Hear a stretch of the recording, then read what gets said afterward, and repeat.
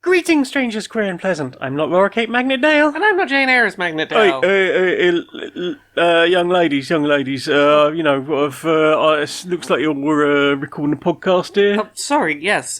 Who are you? What's going on? I'm just, someone who's, interested in the betterment of you, I've got some experience. I've done a couple of podcasts in my time, not anything regular recently, but I can certainly give you a few tips, a few pointers. I mean, we've done them regularly for a long period of time, multiple of them. I think we'll be okay. Yeah, I mean, this is our 396th episode, so I think we'll probably be okay. No, well, never too old to take a few hints, and things. What you really want to do, you want to make sure that you're getting properly set up. I see, you're both working off of a single microphone here, and that's that's really not going to do it for you. What you really want to do is you want to get like separate microphones, maybe record separately in booths.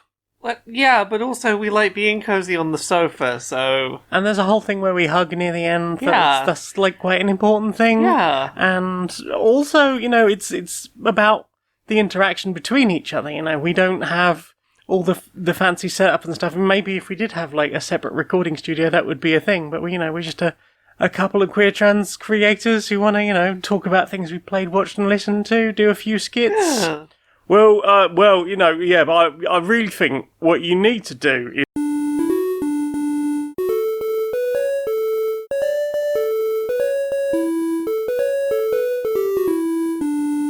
Greetings, strangers, queer and pleasant. I'm not Laura Kate Magnet Dale. I'm not Jane Aerith Magnet Dale, and welcome to another episode of Queer and Pleasant Strangers. The way it's always been. It's a podcast. We got two queer trans women. It's us, we're wifey types. We talk about media we've consumed this week.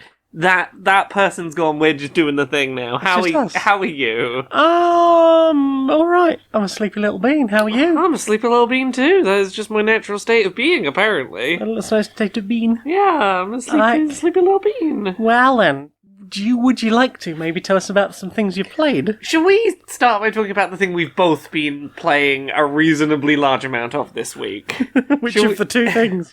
I mean, there's one that comes to mind, which was Pacific Drive, which is in my head the thing we've both picked up this week and gone, ooh, I want to play a lot of this. Ooh, I want to play a lot of this, but I don't want to replay a lot of this. Yeah, which we'll come to in a minute. Yeah, we'll get to that. So Pacific Drive is a sort of randomized run-based survival crafting game.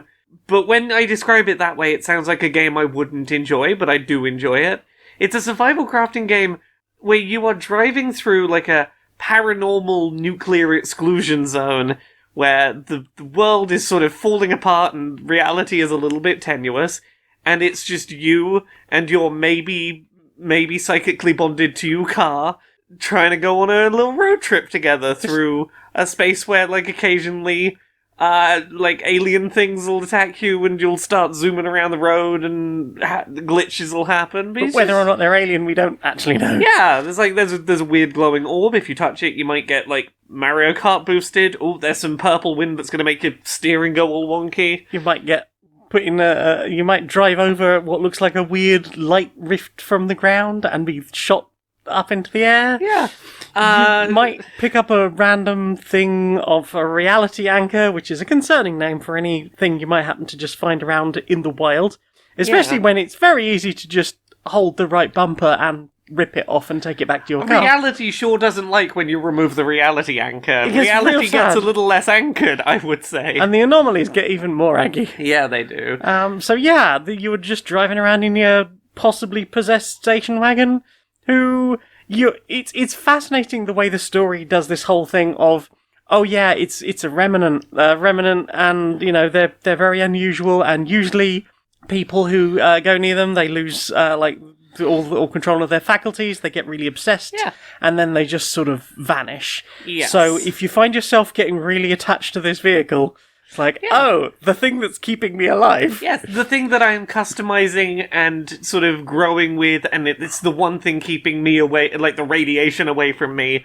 that my little custom vehicle that's got all like go faster stripes on it. Your one does. Yeah, and it honks at you when it's in danger. It does. The little meter turns red, and it's like, oh, quick! I gotta run back to it, find out if my car's okay. And I save car. Yeah, they've done a very good job of setting up like a conceit of sometimes there are inanimate objects and people are connected with them, and that there is narrative significance to that. But you might become a little obsessed with its safety, and building that into the natural connection you end up feeling to this constantly falling apart piece of shit car, but you love it regardless. Especially like when you're talking to somebody else who's playing it, and they're like, "I'm getting really attached to this car." It's like, oh, the thing's happening to you, are you? Yeah, are you about to vanish? Yeah, you did that the first time I told you. I was like, I really like my car though. It's a really good car though. You managed to get flame decals on the side. I got flame decals on mine. I got flowers. I've got a number. I've got a little turbine on the side. I've got a little turbine. I've got a little lightning rod. I've just got both of the roof racks and the ability to put things on the roof. I have a little CD stuck on my aerial that just sort of flaps about in the wind.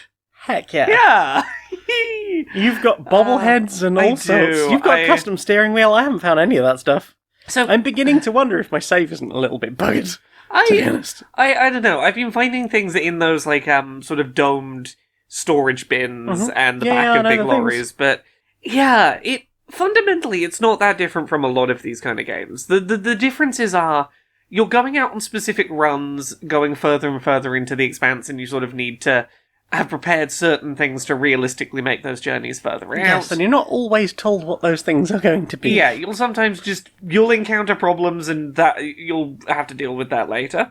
I really do think the biggest difference is the car, and the fact that, like, rather than doing that resource loop for a nebulous self you don't really know, having it be a resource loop for essentially your constant companion that is getting you everywhere, it's helping you carry more resources, it is the thing that is enabling your escape. Yes. Like, because the whole thing from the start is you have found yourself in this place, how are you going to leave? And going, I have found a vehicle, and I am going to try and use the vehicle to get me out of here, and it's your exit, it's the thing you need for so many reasons, so there is every understanding. And from what I understand, I never played Choo Choo Charles, but from what I understand, it manages to do that thing of, you're going to go around to a bunch of places, you're going to collect resources, you're going to slightly be able to customize your vehicle, maybe there will be enemies or dangers out in the world, and you'll have to work through that on your own. It seems like this has managed to do that with more plot, more interest, more to do overall. Because from what I heard from a lot of people, they were like, yeah, that game over too quickly, not super interesting. Although I also heard from people who were having problems in the end of the game the day after it released. So I'm guessing some people put a lot of time into that. Yeah. Pacific Drive is interesting. I appreciate that there is a lot of gameplay tweaking and accessibility settings options available. Because inherently, like, if you don't tweak any of the settings, the game is designed to be a little intimidating at first, a little unapproachable, a little inaccessible.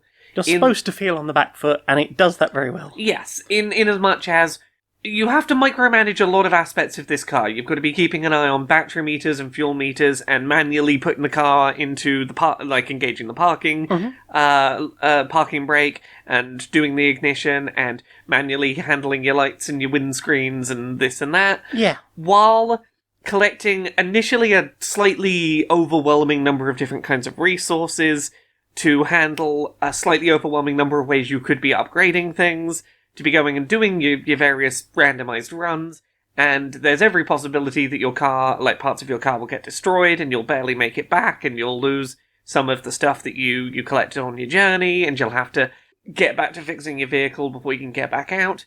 And that can all feel like a lot. But there is a lot of things available to you that I really appreciate. You know, some of them on the more accessibility focused side, you've got options for making playing a first person game a little less motion sickness inducing. You've got some things are just conveniences, like when you return from a journey, you've always got the option to go to the little first aid box in your base, fill up the fuel tank at your base, recharge the electricity. There's an option to just automate that when you get back from a successful run, and it's like, get back, it'll just automatically refill those meters that you could spend 2 minutes refilling anyway. Yeah, there's a thing for getting back from a run. If it's a successful run, just automatically repairing everything. Yeah, anything that isn't completely destroyed or removed goes back up to full health. Some of them are more like, hey, do you just want to turn off player damage or car damage for a minute? That will turn off achievements, and I don't like that the game's unclear about whether achievements will restart if you turn the setting back off. It's hard to say. Like, it feels on the Steam version, at least, that it could be very nebulous, but on the PlayStation 1, it says it will stop it on this save, and that feels more permanent. It sounds it, but it's not. I did some testing. You can turn it off. You can get that warning and go, yeah, sure, I'll use the setting, and then turn it back. And then when you try and do the setting again, it gives you that warning again. But presumably, that save already couldn't get achievements. Why would you give the warning again? It's weird. It's not particularly clear, and I'm not a big fan of accessibility settings trying to warn you away from their use. It's always just a thing I dislike. Yeah. But I appreciate the options there. But yeah, it's a fascinating little game, huh? Yeah, I'm really enjoying it. It's weirdly compelling. But I think some of the slightly nervous way I might have been playing it initially, I think has meant that I've ended up in a position where I'm less happy to do a run that's just going to cause me to, or to lead to death. I have started save scumming a little bit. Just having 2 saves so that at least I can go back to the start of the run. I agree, and I think at a certain point, you do enough of the resource loop, you're like, I know how to do this. I understand having the threat of lost progress, but I don't want to lose certain amounts of progress. Like, I want to be able to keep doing the new stuff that is engaging. Yeah, and also, when a run is half an hour, 45 minutes, and that is all the time you have to sit down and do a bit of playing, it can feel a bit shit to go, well, I did all that, and then I got stuck on a rock or something, or I ran out of battery power and couldn't beam my car back to somewhere safe during the escape run, because the concept is that at some point, if you either hang around too long, or if you've pulled out too many of the reality anchors and then hung around a bit too long, this like Fortnite PlayerUnknown Battleground style storm will come in. There's a first wave of it, which is pretty damaging to you and the vehicle, and then when the second layer of it, which, depending on how difficult the level you're on is, could move really freaking fast. Yeah. And it will literally melt your car in about 30 seconds, and then you in about the same. So it can feel a bit poop if, for reasons that aren't entirely your fault.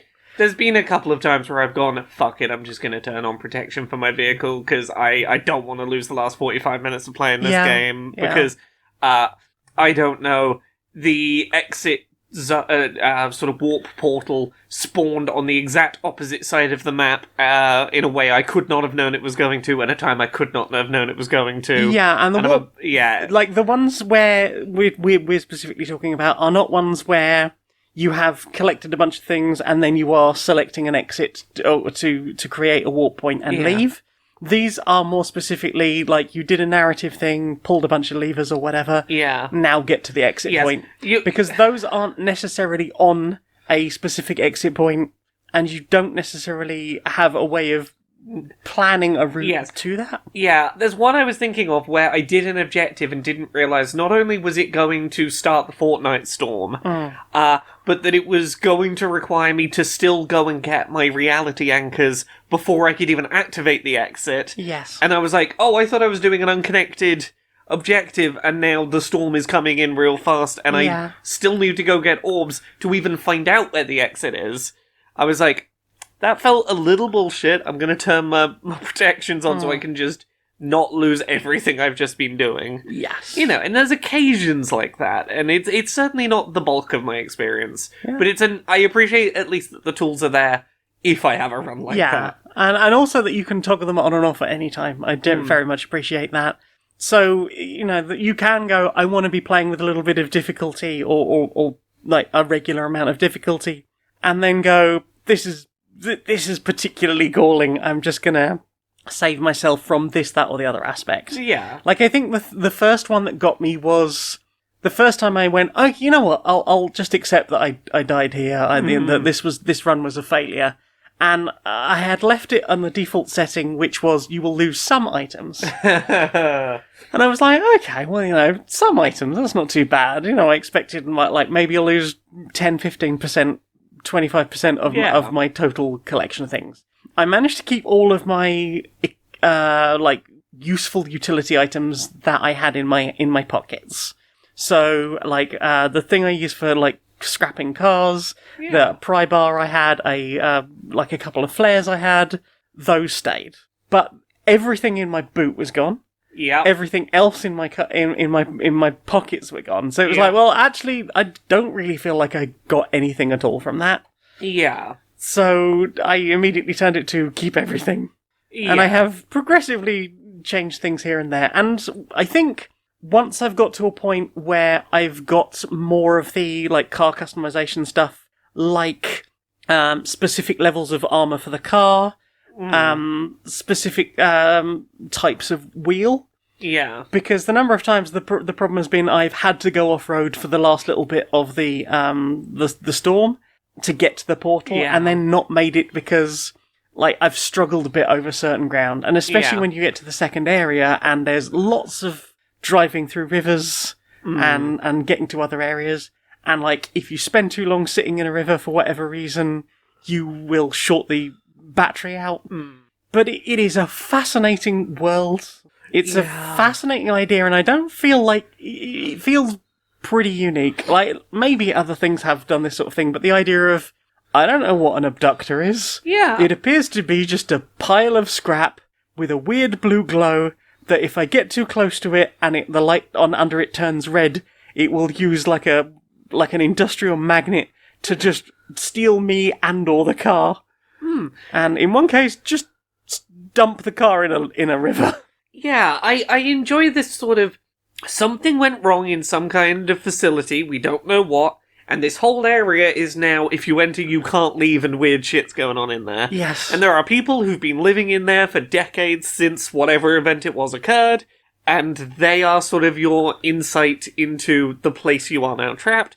The world building is wonderful. And also, you never meet any of these people, which I'm sure is hey, we're an indie team, we're trying to keep it low budget and not, we know that a bad character model is just going to take people out of this.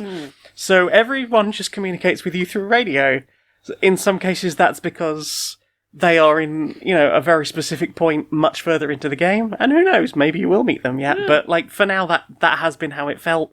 But also, there's sort of a faction thing going on. You seem to be quite important to different people. Some from a, like, whoa, this has never happened before kind of thing.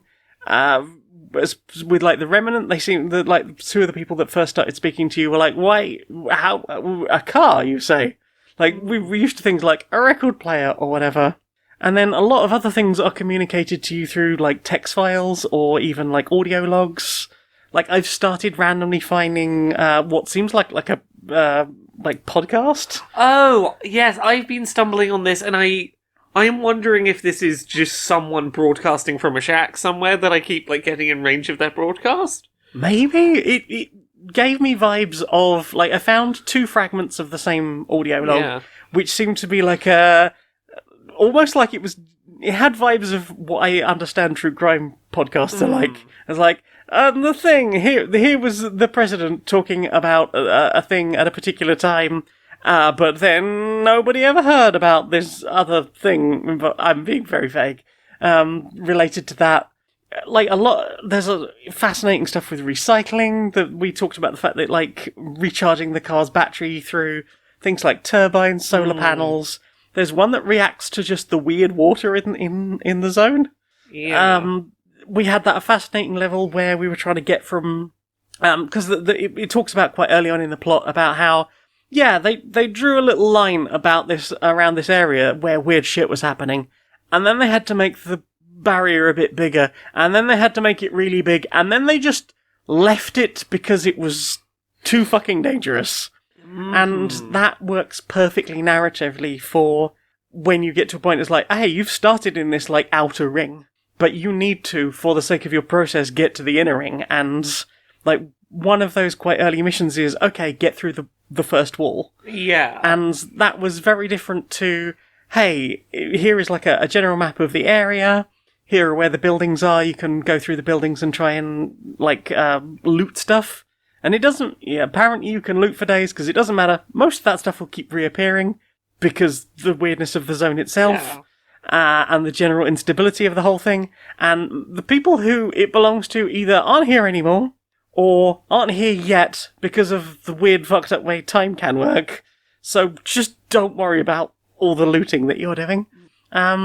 Like weird recycling things of just like, oh, you found a constructed thing. As long as you can fit it somewhere in your storage space, can you take it back and either recycle it into components, or you actually like use it on your car, or maybe just learn about that sort of thing as a result of having looked at it.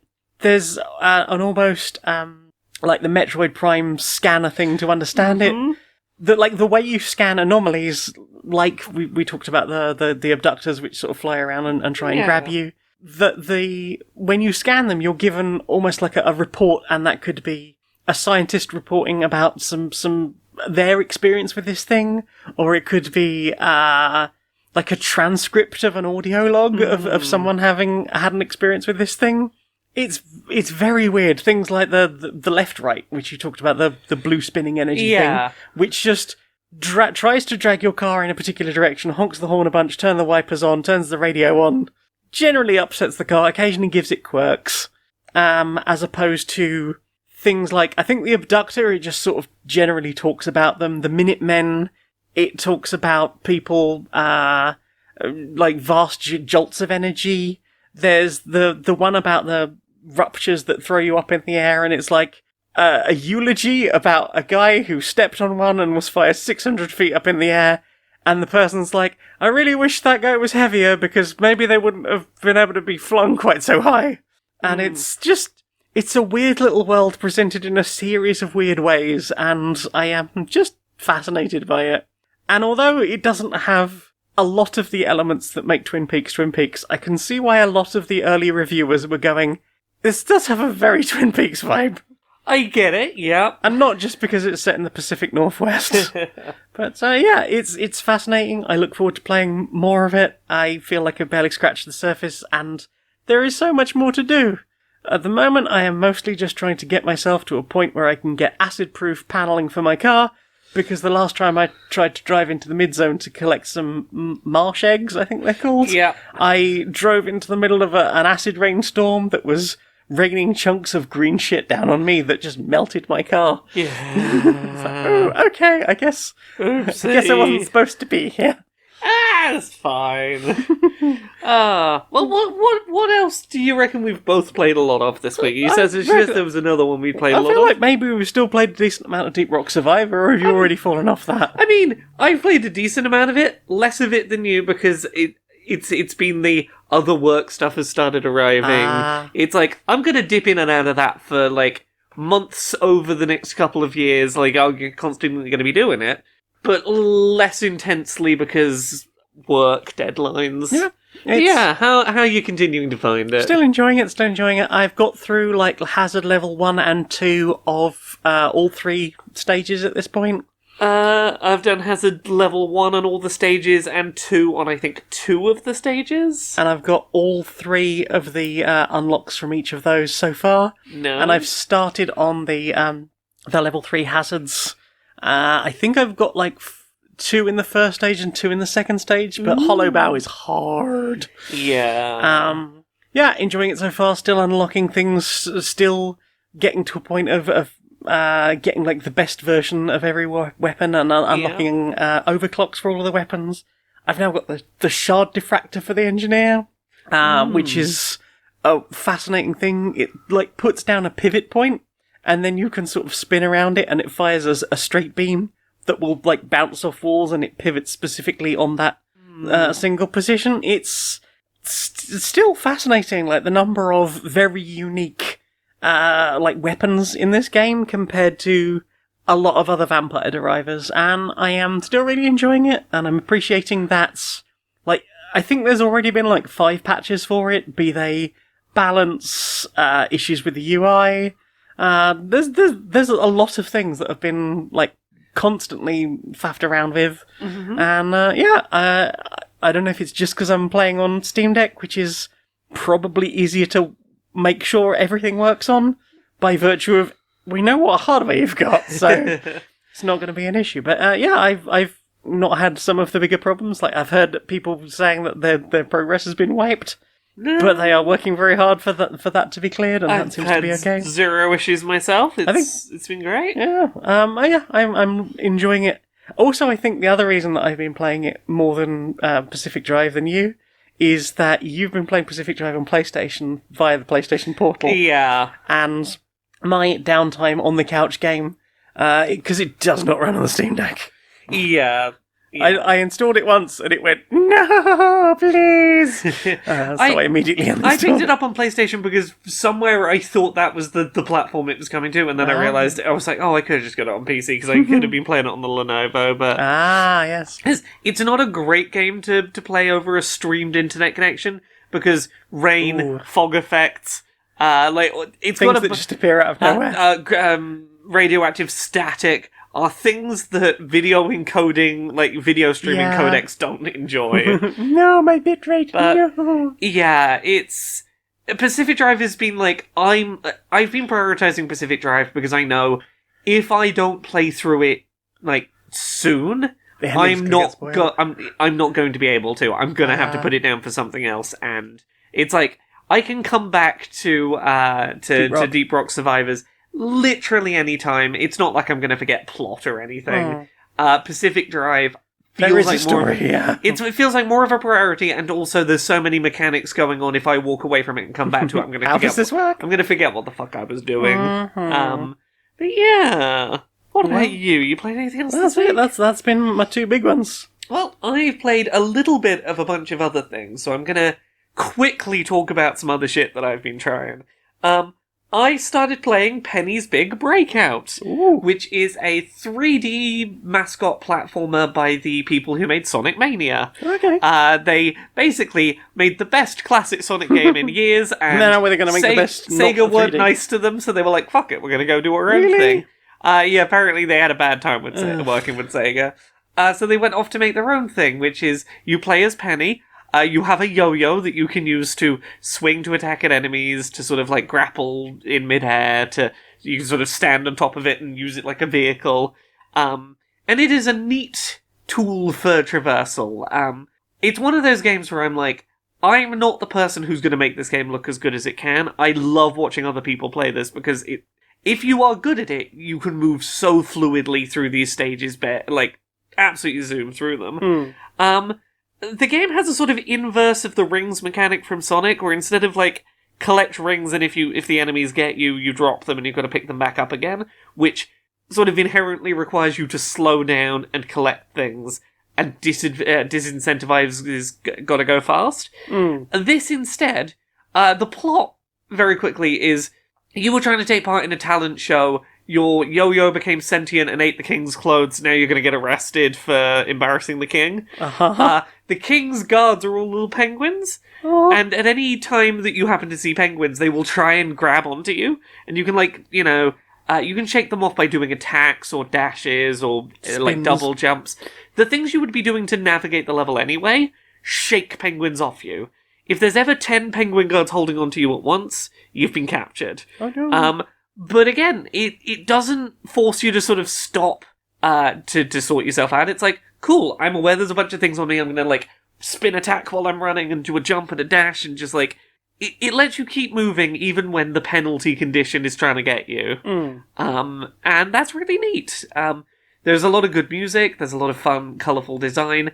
For a team that hasn't put out, a big 3D platformer like this before, they've done a really good job of making something that feels distinct and memorable, and it's well worth checking out. Oh, yeah. I also played a good chunk of Pocket Card Jockey Ride On.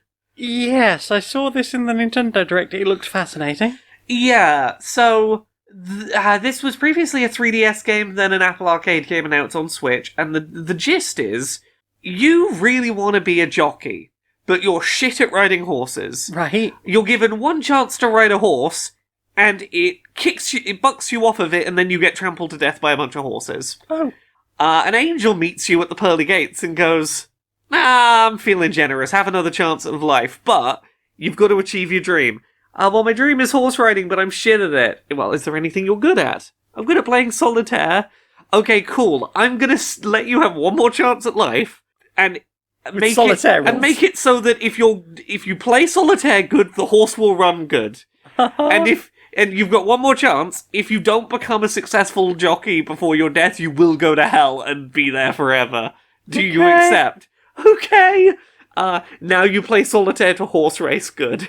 Like Klondike? As in, like, solitaire on the Microsoft PC with the flippy card. Yeah, here's a bunch of cards.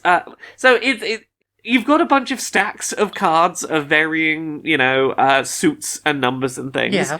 And the way that it works is down the bottom of the screen you have one card, and let's say you've got a 7 down the bottom of the screen. You could find a 6 or a 8, so either the number lower or higher, that is available on that's at the front of one of those stacks. Yeah. And you can take it and put it down the bottom. Is that hearts? I guess. I can't remember. You don't have to, at least as far in as I am, you don't actually have to worry about the suits. Right. But it's basically, you are trying to, on a time limit, 'cause the quicker you do it, the more horsepower you get. Try and go, this number's at the bottom, find one that I can reach that isn't buried on the stack up top, take that, try and combo them off. If you get completely stuck, you can turn over a fresh card, so you've got something new to be matching with. Yeah. But you only have a limited number of times you can do that in one particular solitaire. And you're ideally trying to complete the whole solitaire, like 100%, to get your best sort of bonus. In between each of these games of solitaire, because there's like 3 or 4 in a horse race, you can sort of reposition yourself on the track, and that will determine things like how difficult of a solitaire are you about to do. You can select an easier one that will be easier to complete, and therefore get the big completion bonus. But sort of reduce the total amount of speed you could get for completing it. You can sort of position yourself left or right to try and get cards that can activate bonuses. But being further out to the outside of the track will mean you have to run faster, and that will use up your horse's stamina faster. And then it ends in a real-time duck and weave through the other horses to try and get to the front of the pack. Okay. Little minigame. And every horse has like a 3-4 year career of you winning races, and depending on how you do in them, you go to different tournaments. And then they get to Big Cake, and they have a lovely They time. get to go they live on a farm where you can have them make children, and then you can raise their children to horse race. And they continue to be on the farm. You can go see them later. It's not they've gone to live on a farm. No, you can't see. They've not been turned into candies to raise the future horses. No, they live on a farm, and you can go see them. They're actually there at the farm. Yay! But yeah, it is a weirdly addictive. Look, do you want an excuse to do solitaire and cute chibi horse go fast? It's an adorable looking horse. The dialogue is really funny. I very much enjoyed the characterization. It's weirdly addictive. I can see how this game did really well on phones. If it wasn't Apple Arcade exclusive on phones, if I could just get this on Android, I would 100% have this on my phone for playing around with on a journey, because it's. I'm sure someone would do an Android ripoff. Yeah, it's short bursts of silly little do the one gameplay thing and make horse go good. Weirdly engaging little game there. Yeah. I started playing a Survivors style game on Switch that I saw that was like £2. Okay. It's called Geometry Survivor. Okay, yeah. It's sort of aesthetically Geometry Wars? It kind of that's clearly what they're trying to go for. It's neon outlines of spaceships from a top-down perspective. Okay. So very Geometry Wars. Yeah, neon glowing asteroid looking setup with big fancy particle effects. There's nothing bad about the game. It's a perfectly functional Survivors game. It has 0 personality. Oh no. It has 0 there's nothing about it that makes me go, this is the unique flavour of this. Right. It has an aesthetic that is solidly done, and that, like, oh yeah, I could look at this and go, I know which one this is from looking at it. But there's no soul to it where I'm like, I want to keep playing this for something I actually... There's nothing about it that feels... There's no characters, there's no world that I'm feeling connected to. There's none of the things that I need... There's none of the things that would make this recommendable in a crowded genre. The best I can say for it is I don't have anything bad to say about it, but I don't have anything good to say about it either. It just kind of is. So there's that. I think the last one I'll quickly talk about is there is a demo right now on Switch for a game called Pepper Grinder. Oh yeah, I keep seeing this. This is the pulled along by a mining drill thing, right? Yeah, so it is a side-scrolling pixel art game. Very much feels in the vein of something like Celeste. Very difficult platforming, but there's very generous checkpointing, that kind of setup. You have a drill, and you can drill through the rock, and you can sort of dash as you're coming out of the rock to sort of soar through the air, and you're trying to just sort of momentum and swim like a dolphin. Yeah, swim like a dolphin through the rock, leaping through the air on your little journey. It looks great in trailers. It feels so much better to play. Yeah. If you look at those trailers and go, this looks cool, try the demo. Like, the demo is what made it click for me that, like, the feel was correct in a way that was reassuring. It's a demo, there's not a huge amount to say other than it reminded me of Celeste's way of handling challenge in the right kind of ways. What about you? You played anything else this week? No, that's it for me. Well then, time for this. Hey, good to hear from you. How you doing? Oh, I'm good. Yeah, I've got to tell you. So, the UK this week has been hit by pockets of unreality. Okay. Yeah, it's been the weirdest week. Like, one went off and just turned Buckingham Palace into a giant bouncy castle. It's been hilarious. Okay. They really don't know what to do about that. Okay. Half the transphobes in the country turned into disposable barbecues. And the others are loudly saying trans women aren't the issue and are instead protesting for stronger rights of bodily autonomy for everyone. That is bizarre. Pretty unreal, right? Yeah. Most of the cars have stopped drinking petrol. If you try and put like a petrol hose near them, they'll just be like, like a toddler with eat the veg. No. Yeah. They only want McDonald's. Anything specific from McDonald's, like a cheeseburger or something? No, they want to eat the buildings. Oh. Yeah.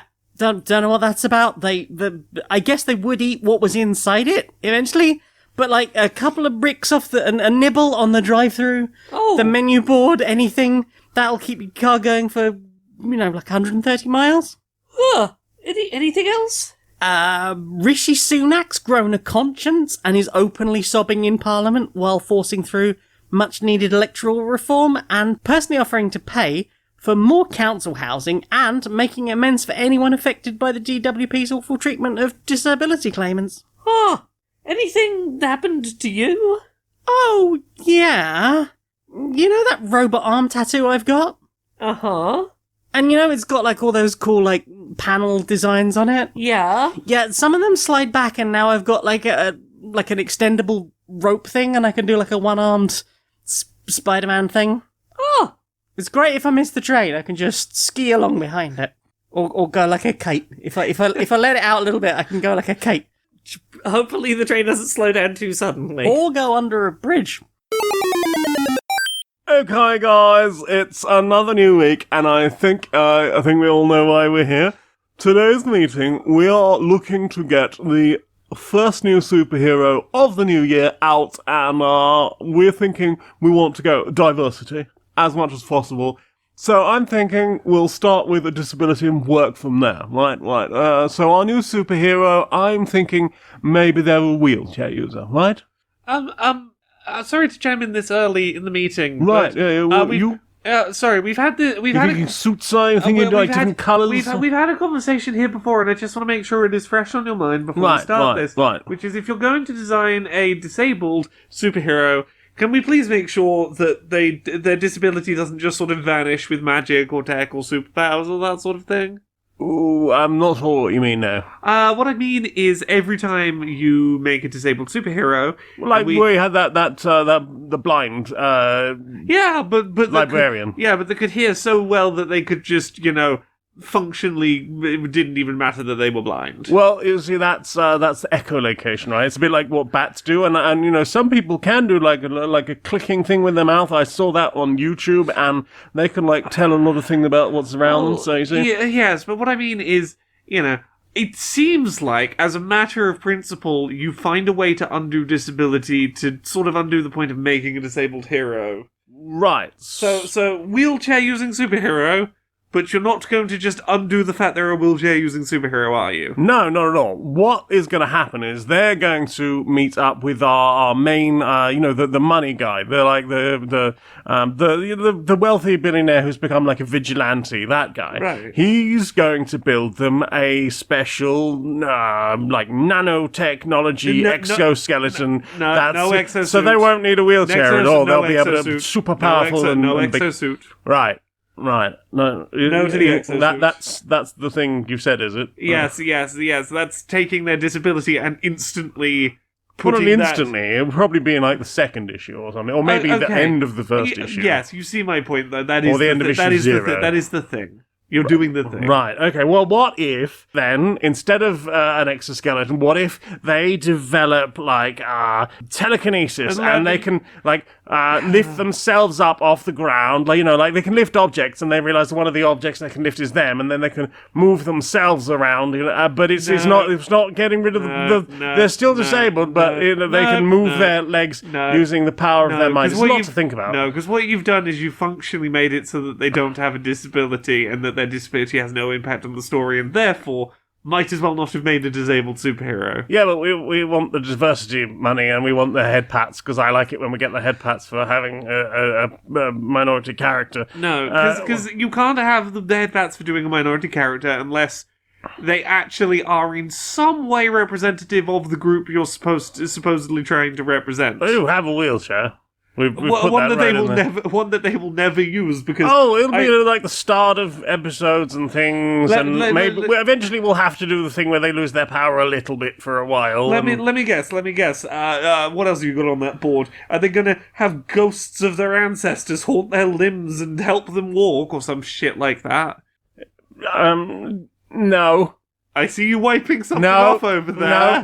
No. See, there was nothing behind that last panel. That was just a free space. That's where we're going to have the brainstorming session. That's not where anything was written about the spirits of the ancestors. I thought the spirits of the ancestors was very, very cool.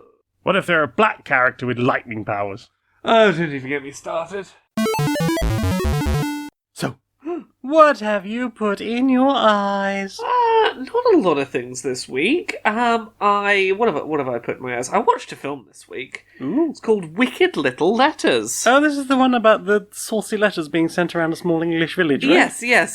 So there's a small English village in I think it's just post World War I, sort of 1920s-ish Britain, and people start getting very rude letters, sort of, Mrs. So-and-so grows cucumbers in her back garden, and I bet you know where she's shoving them. Ooh. In a salad. Up herself, I think, is the implication. How did she get a cucumber up her nose? I mean, they're fairly explicit about where she's going to shove it, and it's not her nose. Oh. Saucy.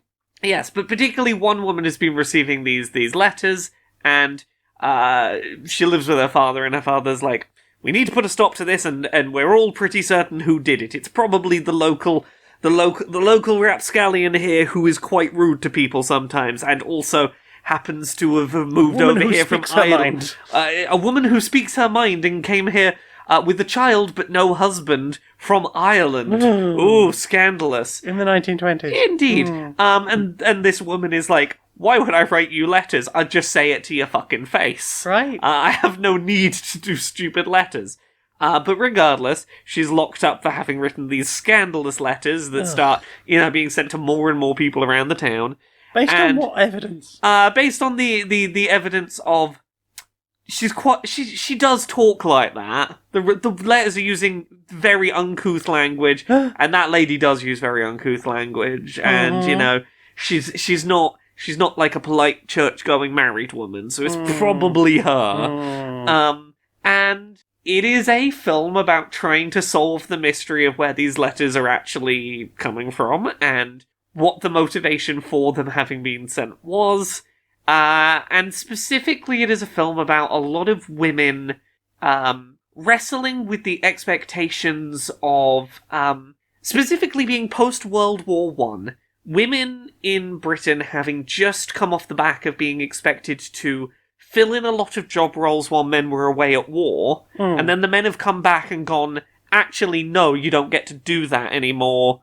Now that we're back from war, you've got to go back in your little box. Yeah. And it's right at the time when, like, the suffragette movement is starting in the UK, and, like, there is this movement in the UK of, wait, we were perfectly fine to be, you know, this, that, wearing and the trousers, other. working in factories, building the things that kept you alive. Exactly, but now that you're back, you want to say that we're not capable of doing those things. Back into the kitchen with you. Exactly, and the ways that various women deal with the emotions they have about the controlling men in their lives, and the, you know, the women choosing to buck those trends. Without spoiling too much, what I think this film did very well is a very, very effective handling of its villain, in that I was certain I knew where this film was going. To the point that I was going to be quite critical of it being, you know, a little too obvious where it was going. Yeah. And that wasn't where it was going, and they subverted me very well. And, again, without getting into spoilers, I think they do some very interesting commentary on who you expect to have what motivations and why. And despite the different time and setting, I think there is a lot about modern feminism, but very specifically, like, people who call themselves feminists today, but are not necessarily particularly not actually doing anything for the betterment of women as a whole. That is pretty applicable to some of the ways this film examines things. The kind of people who scream at trans women but turn a blind eye when abortion rights are being under attack. Exactly. So yeah, it was a good, fun, enjoyable film, and it was quite fun to be in the cinema and see quite an older crowd who'd come to see it, who'd been like, well, they sort of keep the rude words out of the trailers. I'm sure they'll probably do the same in the film. And get to hear gasps and giggles every time a rude letter was very uncensoredly read out. It was an enjoyable room of cinema goers to be in. Yeah, Wicked Little Letters was an enjoyable time. I'm glad I saw it. Yeah. What about you? Have you put anything in your eyes this week? Not really been a huge amount of that. You were away on Saturday, and I spent Saturday playing Pacific Drive. Yeah. And then Sunday we played board games with friends, which were the same board games we talked about last week, so didn't really feel the need to mention them again.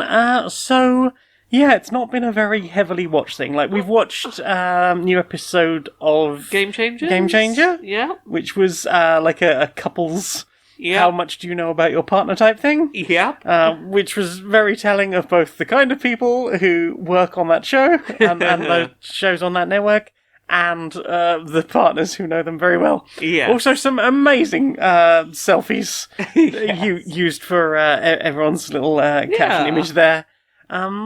A fascinating look into other people who also have, like, somewhere in the region of several thousand unread messages, because the spam is unstoppable. It is. And takes forever to fucking delete, and I just don't have the time it would take to get my inbox under control. And other people who, like, I'm just in awe of anyone who's like, no, there's nothing in my inbox, not a thing. It's like, well, I will. Whoopty-doodle. Once every couple of years, I'll inbox 0, but it's rare. I couldn't. Inbox 0 for me is I've just got a new email address to add to the collection. Well, I put a couple of things in my eyes I can talk about. I'll very quickly recommend an interesting YouTube video I was watching today called "How Law and Order Distorts Your Rights" on the YouTube channel Skip Intro. So this is about the TV show Law and Order. Dum, dum. And it wasn't what I expected, because I expected this was going to be just talking about the general idea of, like, propaganda and pro-cop shows, which, as the video acknowledges, like, hey, Last Week Tonight with John Oliver has done a very good episode on that already. Yeah. This is specifically about, like, the ways that Americans' beliefs about the legal system have been shaped and reinforced by the show Law and Order, and specifically focusing on, like, the main just called Law and Order show, and the way that it presents things like the frequency, the rarity with which it shows a person brought in by the police who was not guilty, and sort of sets up the expectation that guilt is a presupposition. The ways that it sort of treats your rights as a plaintiff as something you shouldn't need to make use of if you're a good law-abiding person. The way it focuses almost exclusively on the prosecution as the heroes of the story, and defense attorneys for the accused as being, at best, an obstacle to, you know, putting that criminal behind bars. And just, like, the way that you would imagine the legal system if your primary way of finding out about it is Law and Order. Right. Very interesting video. Also digs into the history of the term Law and Order and where it came from. Surprise, it's a Nixon-era term that was a racist dog whistle. I'm so surprised. Nixon and racism comes up in the origins of a kind of racist term to do with policing. But it's a good video. I would recommend giving it a watch. I also want to talk about an art exhibit I went to this past weekend. This sounded like quite the thing. I went to an exhibit called Cute at Somerset House in London, and how do I even explain this? On the surface, it was a very good art exhibition that, journeyed from, here are the earliest cat memes from the 1800s, where someone has sort of scrawled onto a photograph of their cats in their own handwriting, little amusing captions. So we have been doing it forever. We have! Through to, like, here's a sort of Hello Kitty room, through to here's some more sort of avant-garde, abstract, art that's taking on cuteness in terms of, like, its proximity to uncomfortable topics as a softening tool, or how it's experienced in interactive art, and a very interesting overall exhibit on the various forms of cuteness with some quite thought-provoking and interesting art pieces.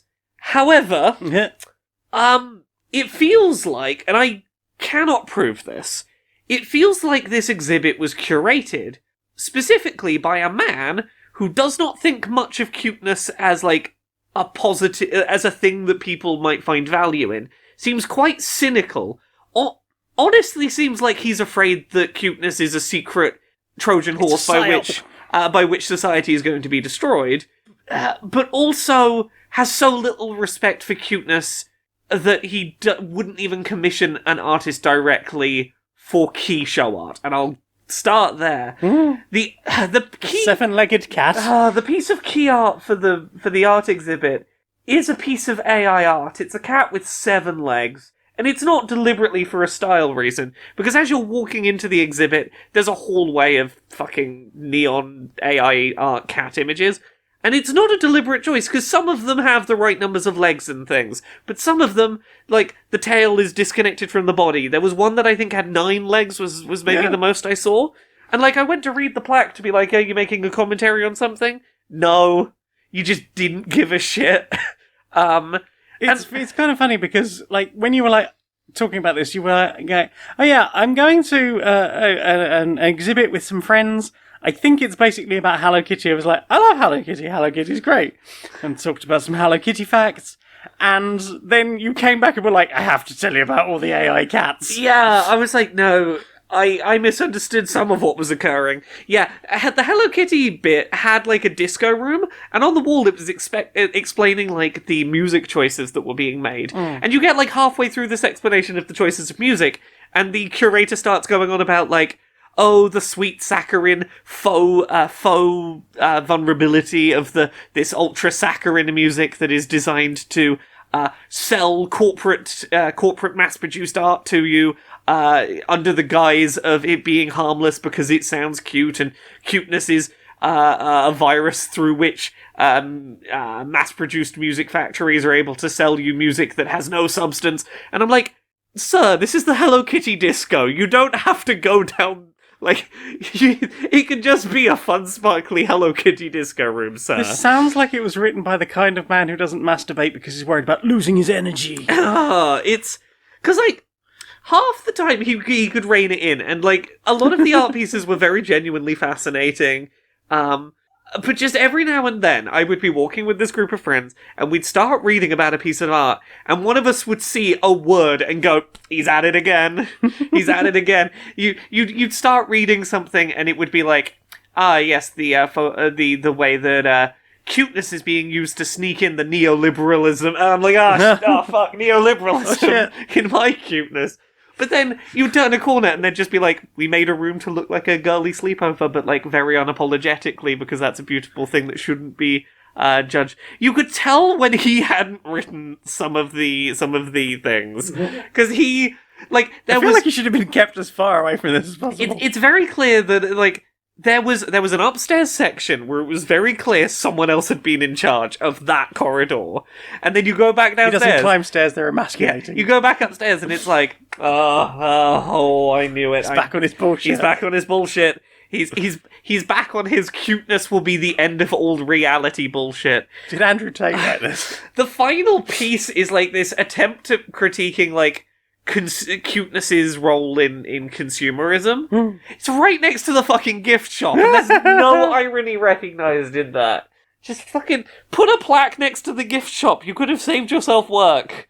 Like, that would have been, like, an acknowledgement of art. I had a genuinely great time at this exhibit, but if you go see it, have fun playing when does this man start telling you he hates cuteness? And doesn't see it as a real form of art.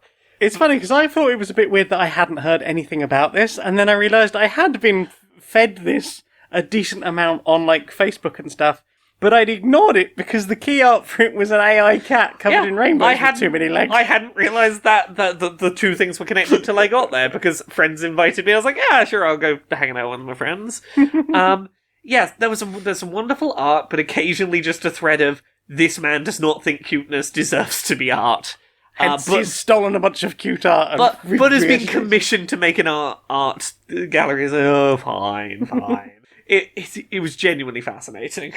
But I think that's it for me, really, for things I've looked at. The only thing I can really mention is we watched the new Strange Eons video called The Portland Polycule from Hell, which was probably bullshit, but also just a fascinating half-hour read of a series of threads about a 10-person rotating polycule from Portland, where someone was basically very unhappy about someone else having a job, seemingly, and occasionally eating takeout instead of paying for other people to have spending $200 a month on beads. There's beads in the budget and they're important. I think the point where it broke for me, where I was like, this has to not be real, was my hair is currently this colour because I'm in this colour of bedroom That's where I'm sleeping. But we also regularly rotate. Yeah. I was like, at a certain point it became unbelievable, but it was an amusing journey. I mean, you're bullshitting to the internet for what reason I cannot imagine, but also dopamine. You sure have written some compellingly fucked up interactive fiction, I guess. Much as was said in the video, I suspect there was a grain of truth that was played upon. As much of the best fiction is, I will start with a kernel of truth and just spiral it. Tumblr is a strange place, and I'm always fascinated to hear about it.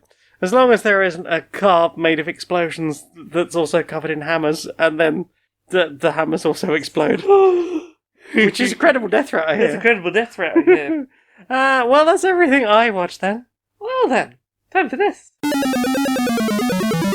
Hey, Laura. Yes? We've got a new sponsor. Who's our new sponsor? Well, do you sometimes need to escalate things a little bit more because, you're not the kind of person to go, I want to speak to the manager, right? But sometimes you have certain rights and or needs. Sometimes you need to assert yourself in a way that is, you're not just throwing a strop. You genuinely need to see things change. Exactly. Like your boss has been treating you very poorly for a long time, expecting too much from you, and suddenly they've tried to throw extra work at you or something. Yeah. You could just be like, no, that's not in my contract. I'm not doing that. And if you try and fire me, I will be considering that constructive dismissal, because I'm not willing to put up with this bullshit. Or say you've had a landlord who's not been willing to fix a problem with the property you've been paying for every month for over a year, and, eventually you're like, you know what, I'm going to report this to the environmental health because I'm not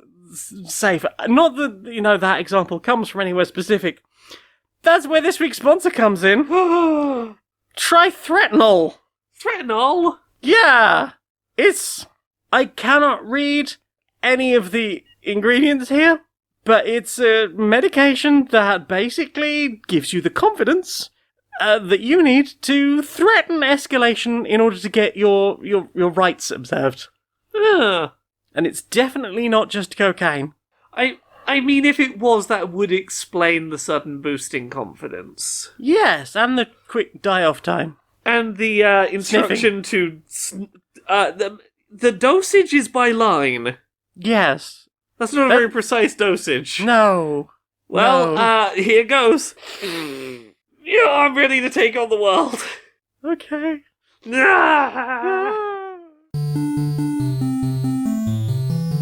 Inside the boardroom of Supremacy Software. Hi. So, we make big budget games, right? The biggest. The biggest, right. Well, that's what I've always said. We make those big AAA games. But one of our competitors this week called their game Quadruple A. Right. So, could we be Quintuple A? Well, I mean, look, that's the obvious place to go. Because I looked into this. Their game isn't anything different from ours. They just decided to say it was Quadruple A. They didn't, make it better or anything. Right. Or spare more money on it. Right. So, it seems pretty meaningless. Like, at the very least, we could say we're Quintuple A. But, Or maybe we could be like Triple A star. Well, see, I'm wondering if we, use those video game rating systems where you go to, S rank. Can we be the triple first S rank. Yeah, can we be the first quadruple S rank game? Yes, we can. I don't know if there's any better way we can... Supremacy Software. We're already two of the S's. Oh, Here I is like a third S. We are now the Triple S. Yeah. And who else is going to have that? We are... Not Skeevysoft. They can't Exactly. do that. We're making superb Supremacy Software games. Triple S rated Triple S games. right there. Right there. You're a fucking genius. I'm a Triple S fucking genius. Yeah, and so are you. I know. So, what have you put in your ear? I've really not put much in my ears this week. No. It's been a big work No. week. I've not had a lot of time to put new stuff in my head that is words and sounds. I couldn't name anything off the Pacific Drive soundtrack, but I feel like I've listened to that quite a lot. Yeah, it's got a good soundtrack. It's got a good There's a soundtrack, lot of good enjoy music that. in there. You can put it on streamer mode, but the soundtrack's good. Yeah, I put it on streamer mode while I was streaming it the other day. Did you notice much of a difference? Yeah, there's definitely different tracks that seem to be coming out. But yeah, I'm enjoying listening to that. I've listened to a couple of Someone Dies in This Elevator episodes. Because apparently I just hadn't listened to a bunch of those in a while. And Yeah. some of the, I think they're generally between seasons things, and they tend to be 7 to 10 minutes short stories, largely written by Tal Minear, who is the main creator on that show, and also performed by... But, interesting little stories. I wouldn't necessarily call them horror. Weird fiction, speculative fiction, where, at the end, someone dies in an elevator. For whatever that reason. does happen. Be that because there was something terrible in the elevator. I can't remember if I talked about this previously, but there was an episode where all of the elevators had artificial intelligence, proper artificial intelligence, not the stuff they have now. They all believed that they were Roman senators, and it ended with them all the other elevators taking Julius Caesar elevators, Julius Caesar Vator, to the bottom floor and repeatedly crashing into him or something. It was a weird story, and that was, I think, the last one I listened to from the main series.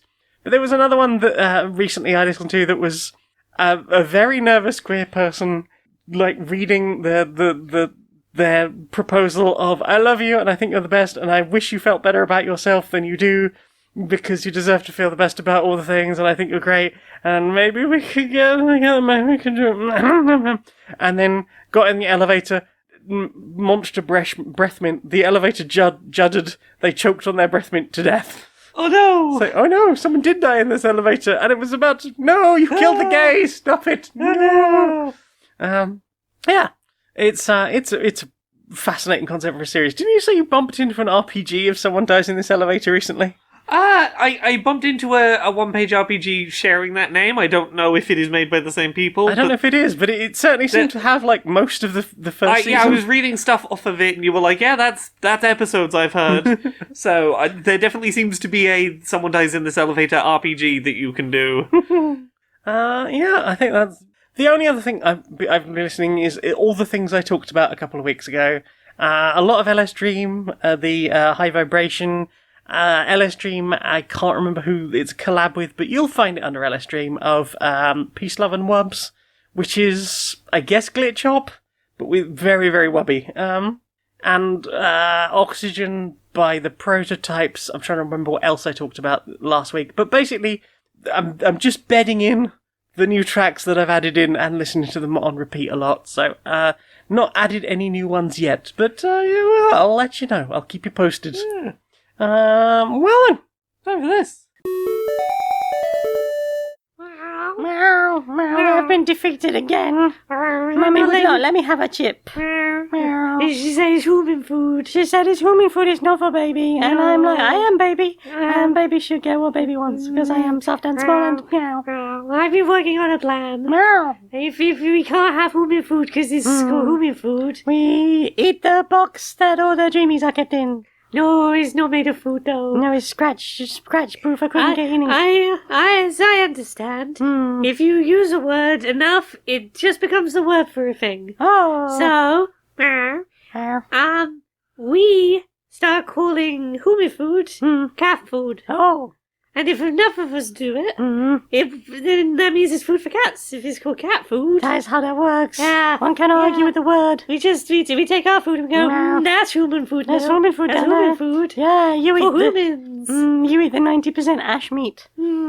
This is cat food up here on the table. I get a chippin'. Nom, nom, nom, nom. I don't like the chippin'. I lick the chippin'. I like the chippin', and I must the chippin'. I chew the chippin'. I chewed a chippin', and I took the crunchy outside and the mealy interior, and I swapped them around, and I spread them on the floor. But the point is, I want the chippin'. I got the chippin'. It was not tasty. I might go back to eating the pickets, because the pickets are made of tasties. I don't know, the other human food looks good though. I will stay. How about that's human food, this cat food. Cheese is cat food. And that's cat food, and all of the food is cat food, and none of the food is for humans. And we get to try all of the food. I am an expert with the blade. My skills as a fighter are unsurpassed. I am a master of stealth. I can sneak undetected in and out of any facility. I am a necromancer, and I can... Hang on, wait, sorry, you're a what? I think the word necromancer was in there. Yeah, necromancer, yeah. There's another word in there. Necromancer. What's that other word you're mumbling, huh? I'm a food necromancer. I'm sorry? You know when you accidentally, overcook food and it gets all burnt and stuff? Yeah. I can reanimate it to a point where it's still delicious and edible. Also, if it's gone past its sell-by date, I can bring that back too. Oh, forget about my abilities, that sounds fucking wild. Oh, so I can be on the team then? Hell yeah. Team Caterer. I just found this giant black puck that I'm pretty sure used to be a pepperoni pizza. I hope you're correct. Let's find out together. Only a little uncanny. Do you know what I want to see more of? What do you want to see more of? Social Justice Warriors. Social Justice Warriors? Yeah. All right, Larry. All right, Barry. How you doing? Oh, pretty exhausted, to be honest, mate. You doing all right? Oh, you know how it is, seeing the state of the world and all. Oh, yeah, it's exhausting, mate. Yeah. I've been seeing a bunch more layoffs happening across all sorts of industries recently. 900 more, I was reading just earlier. Yeah, video games, but also, entertainment media, journalism, all sorts of industries. Yeah, and you think there's anything to do with, the AI or just the whole... A lot of people were hired to work in creative fields during COVID because they thought this was going to be an eternal growing market, and it's not. I think that's the big one, is people sort of seeing corporations seeing massive spikes, a lot of video game sales suddenly, a 1 billion% increase because no one's allowed to go outside, so they staff up. Assuming that that's the future of the industry, and then it's settled back down when people can go outside, and they're like, "Oh, we just got how sure, I feel like people are paid vast amounts to, forecast this sort of thing. How were they so short-sighted that they saw one pandemic and went, that's it forever now? Oh, I think it was... and then demanded everyone be back in the office. I think it was optimism. I think it was, if we keep producing, if we sort of lean into it, maybe we can wish it into reality. Yeah. But, these are also people resisting the 4-day week, and But the thing that's been annoying me particularly is seeing in a bunch of these cases, absolute record profits for some of these companies, and then those companies still laying off a shit ton of people, even though they've had record profits. Yeah, and call me old-fashioned, but I have the belief that if a company, makes record profits, profits full stop, but they make record profits off of the back of a workforce, they should not be allowed to turn around and lay off a bunch of that workforce that just made them record fucking profits. Yeah, especially not when, all that money is being funneled straight up to the top and, out via shareholders and so forth, rather than, actually going to the people whose labour was being exploited. Yeah, if you are, if your work is responsible for record-breaking profits for a corporation, the least they should have to fucking do is give you some job stability and allow you to, keep having a job at the place that you helped make record profits out of that. Yeah, or, if you have given a certain amount or out to, your directors and so forth, then perhaps you'd say they have to give an amount of that back for for every person they fire. So that, maybe those people will be in a financial position where they can go off and form their own companies where they're not potentially going to be quite so badly exploited or indeed exploited at all. There's the dream.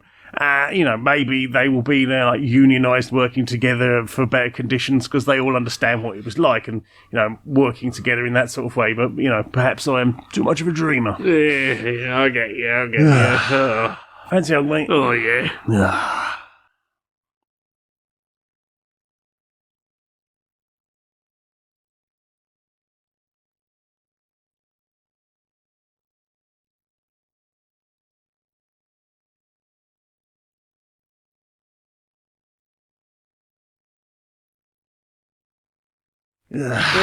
Good hug, mate. Good hug.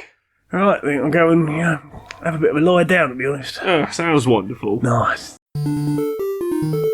Hey, Laura. Yeah. You do stuff on the internet, and that stuff is good, and people want to see the stuff and hear the stuff and know about the stuff. Where can they find the stuff? You can find the stuff that I do at Laura K. Buzz pretty much everywhere. Laura K. Buzz on Twitter, Twitch, YouTube, TikTok, Patreon, that's the one that pays the bills. Blue Sky, Mastodon, all the things. You can check out Accessibility every Friday. There should be an episode about Pacific Drive going up the week that we're recording this. Also, at some point soon, look forward to the Sujimon rap.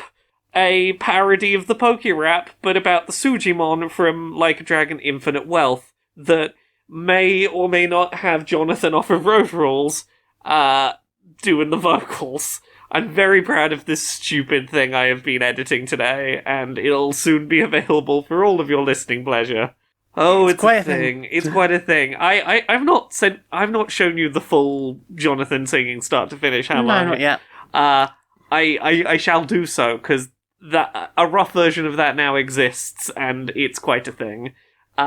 But yeah, what about you? Where are you on the internet? Me? Well, I don't have the unified branding, but I do have a link tree. It's linkter.ee/Janiac, JANEIAC.